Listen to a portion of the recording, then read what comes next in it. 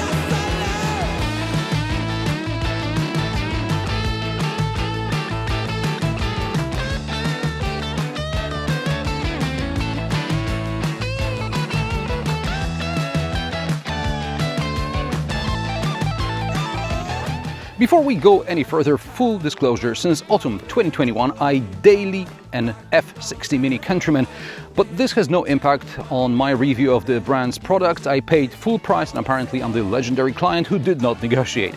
Of course, I have a video comparing my Countryman with the new U25. This is available to channel members early and without ads. The new Mini Countryman has indeed grown. It is now 13 centimeters longer, 2 centimeters wider and 8 centimeters higher than its predecessor. The wheelbase is 2 centimeters longer. The Countryman U25 is the size of the current generation BMW X1. The Countryman F60 was significantly smaller than the X1 of its time. The Countryman's styling has always been controversial. It took a while for it to grow on me, so in this new generation I miss little details like old-school door handles and plastic cladding on fenders, which gave the previous Countryman a wider stance and a more off-roady look, even if it was never meant to do any serious off-roading. The front is dominated by an octagonal radiator grille with the new John Cooper Works logo, which makes its debut on the Countryman. From the side, 20-inch rims catch the eye, and they could even be 21-inch. An interesting touch is the C-pillar elements in the color of the roof, here with the new John Cooper Works logo, but depending on the powertrain and equipment version, they can be personalized. The least is going on in the rear, and this color combination masks the shape of the bumper, which houses 2 dual exhaust tips, real ones. The rear lamps and the headlights can display one of 3 themes. In order to change them, you have to turn the engine off, so you won't be fiddling with it while driving. I prefer the classic setting, but there is also Favored and JCW. Which one do you prefer? The boot can be opened with gesture, remote control, or simply by hand. The capacity is, depending on a source, 450 or 460 liters in 5-seat configuration, or 1450 or 1460 liters with second row seats folded. Mini no longer publishes a single data sheet, so I had to pull information from 6 press releases. But none of the press releases took into account the mild hybrid, which, like in BMW models, takes up half the cargo space under the floor. Of course, then Mini can say there is a sliding bench, but I'd really like some coherent data rather than having to run around with a measuring tape.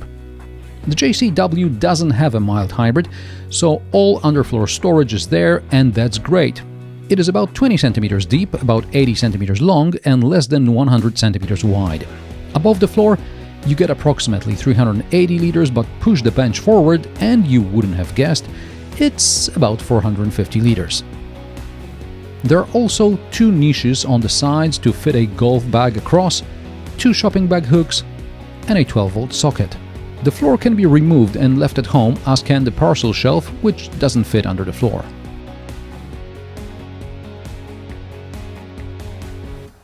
There is also no picnic bench as an option, at least for now. It was an accessory available on the previous model. The doors still don't cover the sills, but there is even more legroom and even more headroom in the rear, and the previous Countryman wasn't bad in this department. These extra centimeters will be appreciated by families where tall parents have tall children and they have outgrown the previous generation. The seat is also a few centimeters wider. I also like the space for feet, which is under the AC vents and USB ports. Finally, it's somehow possible to slide across without kicking someone in the head. The door pockets are large. There are cup holders in the armrest. The backrest angle is adjustable and the backrest splits 40-20-40. The sliding seat is split 40-60. While the Countryman's minimalist exterior doesn't appeal to me, I really like the simple cockpit with a few physical switches and a 24cm round display. In front of a driver is only a head-up display with basic information such as speed, speed limit and navigation directions. Everything else is on the central display. Now, I have a separate video about the Mini OS 9 infotainment system. I link to it in the video description. Here I'll just focus on the most important features. When I reviewed the BMW M2, I wondered why BMW didn't take advantage of the digital instrument cluster and design at least one classic theme. MINI, on the other hand, leans heavily on its heritage. Not only is the display really round and it uses all the real estate to present various features, but each mode, or experience as MINI calls it, has graphics which take inspiration from the analog speedometer in Sir Alec Isigonis's original MINI. But in addition to that analog-looking speedometer, we have modern navigation and many settings which, after my very bad experience with BMW OS 8, here seem logically grouped and easily accessible. I like that some settings can be accessed in several ways. For example, the light settings can be activated with a button on the turn indicator stalk, from the vehicle settings menu, or simply by clicking on the lights icon on the display. Or the vehicle settings can be accessed with a button under the display, from the main menu, or clicking on the selected gear icon on the display. I like this multi-track approach because I get to choose what's logical to me rather than having to learn a method that someone else thought was logical. The mood lighting is linked to the experiences, or you can set an individual mode. An interesting feature is the lighting of the upper part of the dashboard. The recycled polyester upholstery is not lit from underneath. Instead, the ambient light is projected on it from behind the display. Speaking of recycled upholstery, on warm days I stick to this faux leather, which I'm sure saved the lives of many a turtle and prevented cows from losing their hides. I'm sorry, turtles and cows, but I don't like when my back sticks to recycled plastic. There is also a voice assistant, but it's available only in some languages. Hey Mini, turn on the heated steering wheel. Okay. I will activate the steering wheel heating. I don't know if I need to talk to my car, but if that's your thing, MINI is not going to stop you, unless you speak one of the many unsupported languages.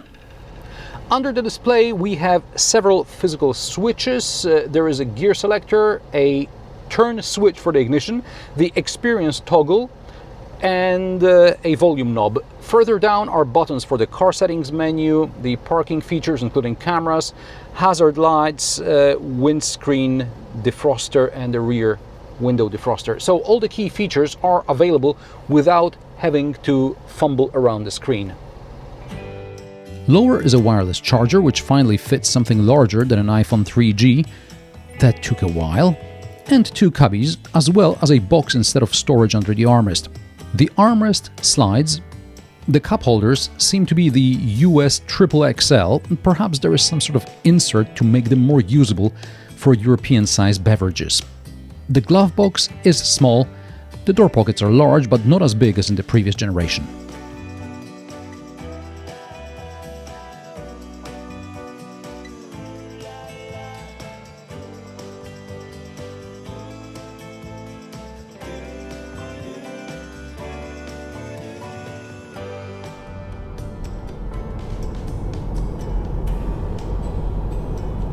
The MINI Countryman can be powered by an internal combustion engine or an electric motor.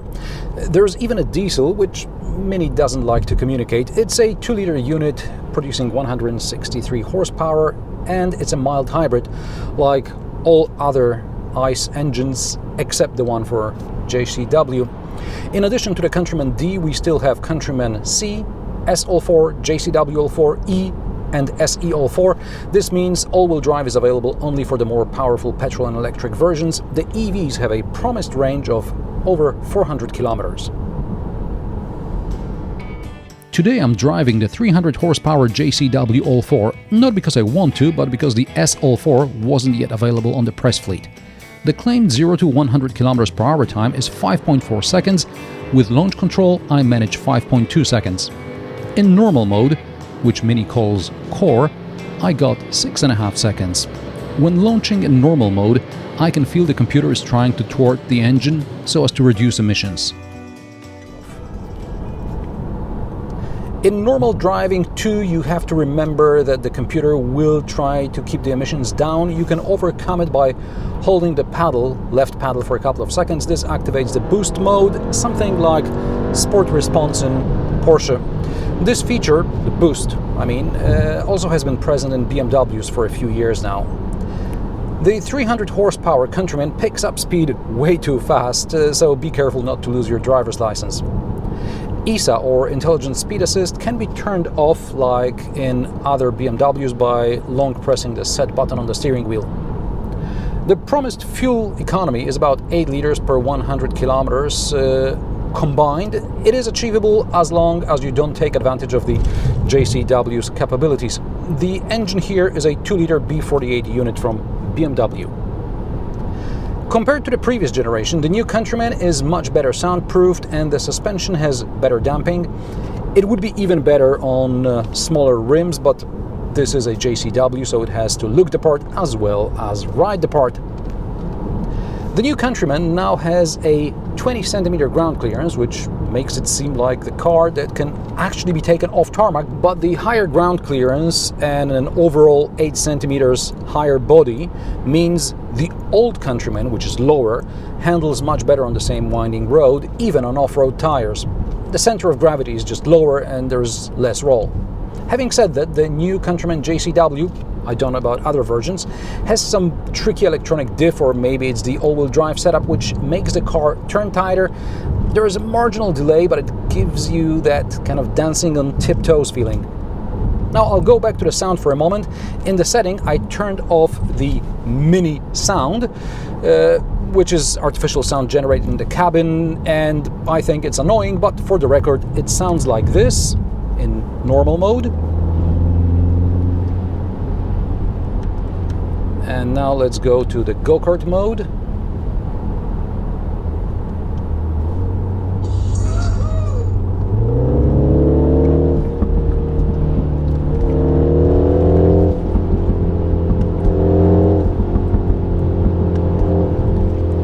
The pops and bangs are also fake. There's absolutely no difference from the outside.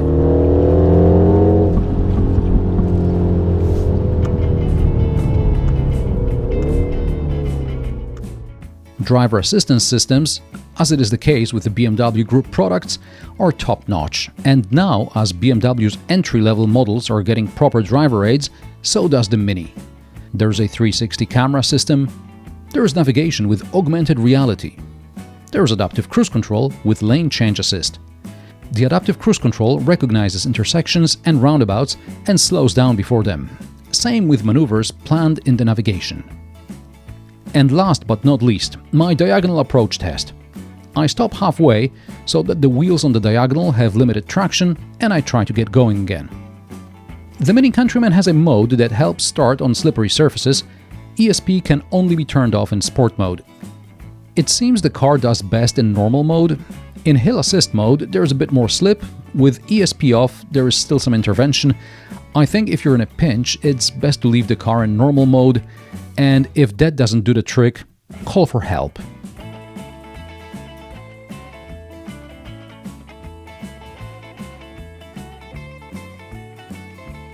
Prices of the new Mini Countryman start at €39,900 for the base trim Countryman C. The cheapest diesel costs €42,900. The S all-4 starts at €45,900 and EVs start from €43,500. This test JCW all-4 with options costs €65,450. The new Countryman changed along with its target group, which needs more car but doesn't necessarily want a BMW. It's also competitively priced. I'd know because I remember what I paid for my Countryman. The new Countryman is too big for me, but someone with my needs will probably be steered towards the upcoming Aceman. Unfortunately, that's only fully electric. At least for now. And how do you like the new Countryman? Do you like it bigger or did you prefer the smaller package? Let me know in the comment section below. If you like my sarcastic, down-to-earth and possibly mildly amusing car reviews, join me every Friday at 3 p.m. Central European Time, and don't forget to subscribe and like this video as it helps me with the YouTube algorithm. Thanks for watching, and I will see you in the next one.